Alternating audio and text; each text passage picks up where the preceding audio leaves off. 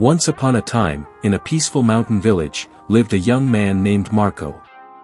He was 24, but his mind was restless. Thoughts came and went like a storm, leaving him tired, worried about the future, and sad about the past. His nights were sleepless, his heart uneasy, and even his smile had faded. One day, Marco heard about a wise old man who once worked as a psychologist in the city. The old man had guided many people and taught them how to find peace within.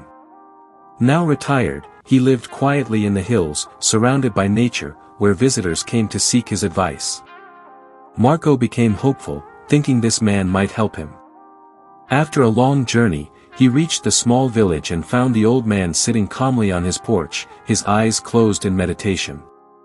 Marco greeted him and said, "Grandfather, my mind never rests. I want peace. Can you help me?" The old man opened his eyes, smiled, and replied, "Yes, I will give you a small task." He filled a glass of water to the brim and handed it to Marco. "Walk to the edge of the village and return, but do not spill a single drop." Holding the glass carefully, Marco began walking. The path was narrow, people passed, children played, dogs barked, and shopkeepers called out.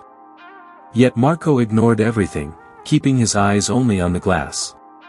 Step by step, he moved until he returned without spilling a drop. Proudly, he said, "I did it." The old man asked, "But did you notice the children? Did you hear the dogs barking?" Marco shook his head. "No, I saw and heard nothing. I only thought about the water." The old man smiled gently and said, "That is the secret. When your mind stays in the present moment, there is no fear of the future, no sadness of the past, and no restless thought.